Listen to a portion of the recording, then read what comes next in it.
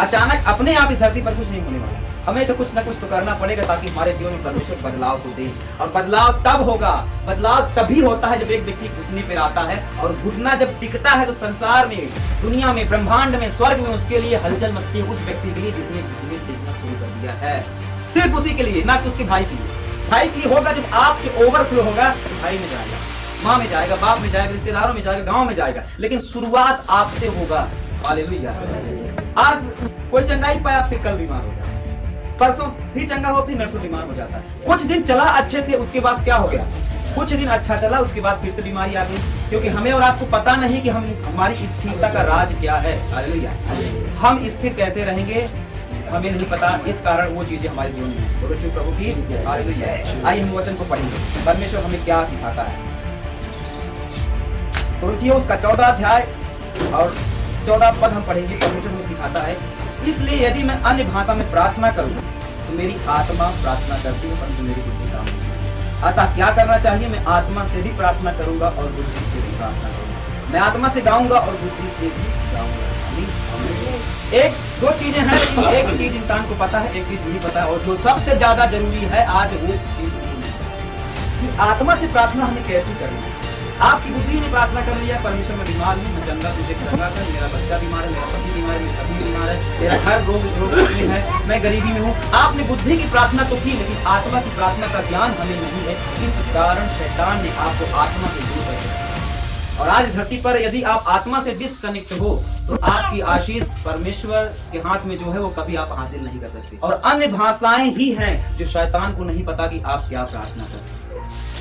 आपका दुश्मन यदि हो और आप किसी बड़े इंसान के पास जाओ और बोलो कि हिंदी में बोलो कि ऐसी समस्या है और इस दुश्मन को मारना है, इसको जड़ से खत्म करना है, और आपका दुश्मन सुन रहा है कि हाँ मेरा दुश्मन मेरे विरोध में युक्ति बना रहा है। जब आपका दुश्मन आपकी भाषा को सुनकर समझ पा रहा है कि आप क्या कह रहे हो, तो आपसे पहले वो खुद ही अपनी रणनीति आजमा लेगा, अपना लेगा, और आपसे पहले वो आप पर अटैक करेगा, आक्रमण करेगा। बोलो श्री मसीह की जय। जब आप प्रार्थना करते हो हिंदी में ना, परमेश्वर मेरे जीवन से शैतान को दूर कर दे, मेरे पत्नी के अंदर दुष्ट आत्मा निकाल दे प्रभु, मैं दुष्ट आत्मा से ग्रसित हूँ परमेश्वर, मुझे इस शैतानी आत्मा से दूर कर दे परमेश्वर।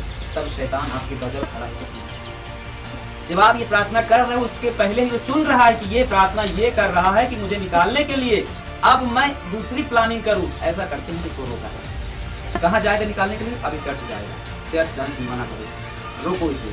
अब निकालने के लिए क्या प्लानिंग करेगा, अभी वचन पढ़ रहा है, रोको इसे। उपवास कर रहा है, रोको इसे। इसी कारण शैतान उपवास नहीं करने देता, प्रार्थना नहीं करने देता। घुटना टेके आप 15 मिनट में आप व्याकुल हो जाते हो, उसके बाद सोचते हो चलो बहुत हो गया आज। 15 से 20 मिनट के आगे आपकी प्रार्थना नहीं जाने देता शैतान, क्योंकि वो सुन रहा है कि आप क्या कह रहे हो, क्या मांग रहे हो, क्या उसी के विरोध में आप मांग रहे हो शैतान परमेश्वर से कि शैतान मेरे जीवन से नाश हो जाए, बीमारी मेरे जीवन से नाश हो जाए। तो शैतान बीमारी सुन रही है आपकी बातों को, जब उसके सुनते आप बोल रहे हो तो क्या आपकी युक्तियों को कभी वो सफल होने देगा? वो एक नई युक्ति आजमाएगा आपके जीवन से।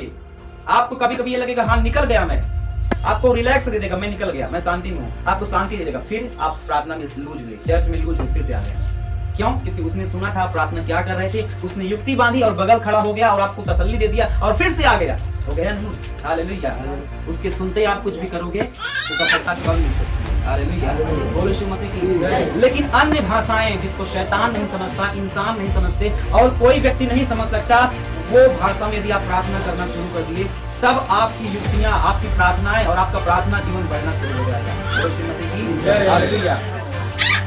क्योंकि जो अन्य भाषा में बातें करता है वो मनुष्यों से नहीं परंतु परमेश्वर से बातें करता है, इसलिए कि उसकी बातें कोई नहीं समझता, क्योंकि वो भेद की बातें आत्मा में होकर करता है। हालेलुया।